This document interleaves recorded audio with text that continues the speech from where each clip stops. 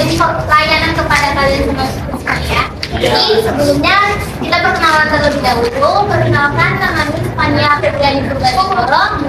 Miss berasal dari program studi pendidikan bimbingan dan psikologi. Nah, jadi adapun tujuan Miss ini ialah karena disuruh oleh Miss untuk memberikan layanan bimbingan klasikal kepada adik-adik semua. Nah, sebelum itu kita berdoa terlebih dahulu ya adik-adik. Kita berdoa menurut agama dan kepercayaan kita masing-masing. Mari kita berdoa.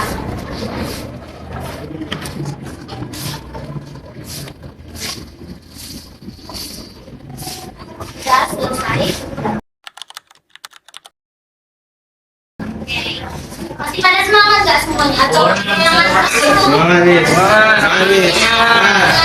Mau es krim atau game dulu terlebih dahulu? Game.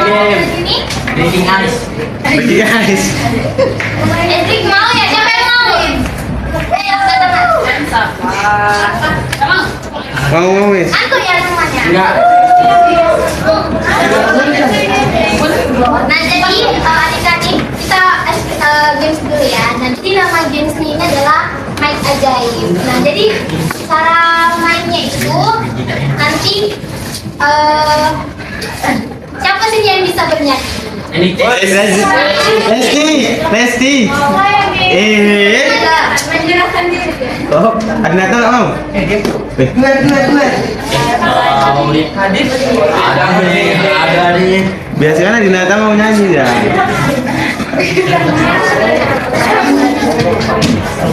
Kamu mau nggak nyanyi satu lagu? Tapi kamu nyanyi, tapi kamu nggak ikutin. Jadi ceritanya teman kamu ini akan bernyanyi nanti ada satu nanti kumpet. Nah, kalian akan mau apa? Mengombat. Jadi ketika teman kamu nyanyi, kamu akan kena hukuman. Gitu. Nanti nggak? Oh, paham, Miss. Apa? Ya itulah. Hukumannya nanti kita ambil 3 orang terakhir jadi gambar.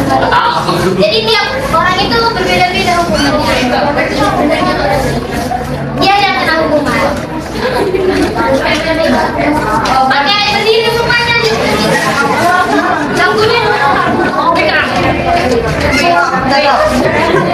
ada nih demonstrasi yang berdepan. Jadi teman kalian akan mulai nyanyi dan adik mulai mengoper ya. Ada belakang. Ah, mau di belakang sana.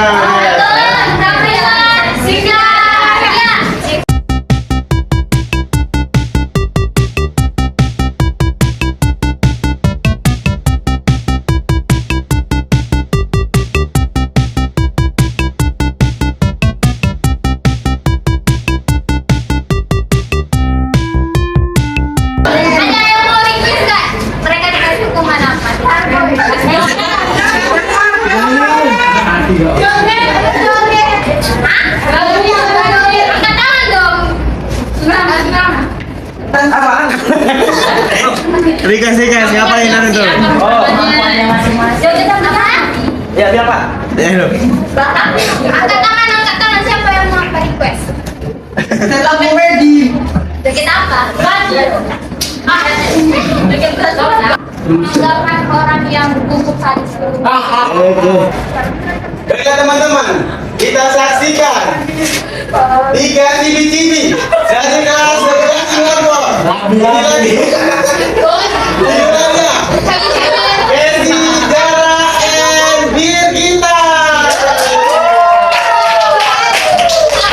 Satu, dua, tiga.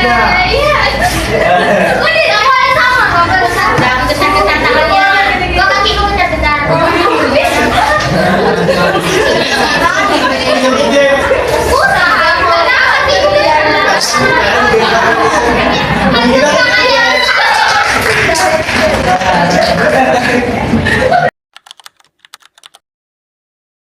Oke, adik-adik. Masih ada yang ngantuk nggak? Sudah.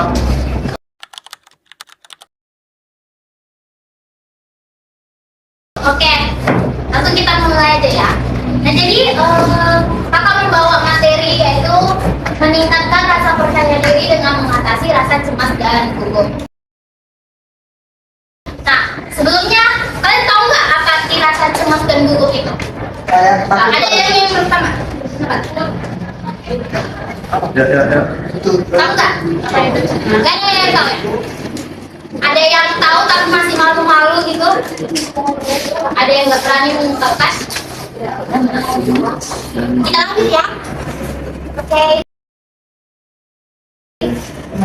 Nah, jadi yang pertama itu, jadi pengertian dari rasa cemas itu merupakan perasaan kamu takut, khawatir, atau tidak tenang saat menghadapi yang namanya situasi tertentu. Nah, situasi ini contohnya ketika kamu berada dalam situasi yang membuat diri kamu tidak nyaman. Nah, contohnya itu seperti kamu berbicara di depan kelas seperti presentasi, atau mungkin ketika kamu lomba pidato contohnya. Nah, lomba pidato itu kan kamu tampil di depan banyak orang kan. Nah, jadi efek ini, dampaknya ini atau perasaan ini muncul ketika kamu merasa takut salah atau takut ditertawakan oleh teman-temanmu atau orang lain, atau mungkin kamu takut tidak diterima oleh orang lain. Nah, jadi kalau rasa cemas dan gugup ini secara terus-menerus kamu alami, kamu itu bisa menjadi seseorang yang kurang percaya diri. Nah, sampai di sini ada yang ingin bertanya? Tidak ada, kita lanjut ya. Nah, ini ada pertanyaan. Apa saja ciri-ciri orang yang mengalami rasa cemas dan gugup? Ada yang tahu nggak? Getar-getar, Ciri-ciri Miss. orang yang mengalami rasa cemas dan gugup. Keringetan. Dingin, tangan. Iya. Badannya gemeter, Miss. Tremor. Kita masuk ya. Nah, jadi seperti yang adik-adik bilang tadi, yang pertama itu takut berbicara di depan kelas. Nah, orang yang mengalami rasa cemas dan gugup yang berlebihan, mereka takut berbicara di depan kelas gitu. Nah, selain itu suara mereka menjadi pelan atau gemetar. Kalian pernah dengar, pernah melihat nggak teman atau siapapun itu kadang nanti kalau berbicara sama kalian suaranya kuat, tapi ketika maju ke depan suaranya tiba-tiba kecil. Ya. Benar. Dengar nggak? Siapa orang di situ? Salah satunya. Zara. Aku selalu Oh ya. Oke, jadi suara yang menjadi pelan dan gemetar itu merupakan salah satu ciri-ciri orang yang mengalami rasa cemas dan gugup. Nah, selanjutnya adalah berkeringat dingin. Nah, tangan ini, tangan mereka berair. Nah, itu salah satu contoh ciri-ciri orang yang mengalami rasa cemas tersebut. Nah, selanjutnya adalah jantung berdebar lebih cepat. Nah, adik-adik semua pernah ketika disuruh oleh guru kalian untuk maju ke depan, jantung kalian kita lebih cepat atau tidak? Iya. Nah, oke. Nah, jadi mungkin karena jantung kalian berdebar lebih cepat, kalian mungkin mengalami yang namanya sulit fokus. Pernah nggak kalian mengalami ketika di bangku, contohnya waktu kalian presentasi atau menjawab pertanyaan dari guru. Nah, di bangku kalian sudah ada di pikiran kalian apa jawabannya, tetapi ketika kalian maju ke depan tiba-tiba semuanya hilang gitu. Ada yang pernah mengalami? Sering lah ya pasti ya mengalaminya. Iya, pasti. Oke, nah akibat itu mungkin beberapa orang yang malu. Nah, karena mereka ngeblank gitu ya kan, jadi mereka malu lah bertemu dengan orang. Nah, terus ada juga orang yang gara-gara hal itu mereka juga takut salah dan takut ditertawakan oleh teman-temannya. Nah, jadi yang ketiga itu adalah penyebab munculnya dari rasa cemas dan gugup. Nah, jadi tadi penyebab dari rasa cemas dan gugup itu adalah kurang percaya diri. Nah, jadi orang yang mengalami seperti yang tadi kakak katakan, orang yang mengalami rasa cemas dan gugup yang berlebihan, mereka akan kurang percaya diri.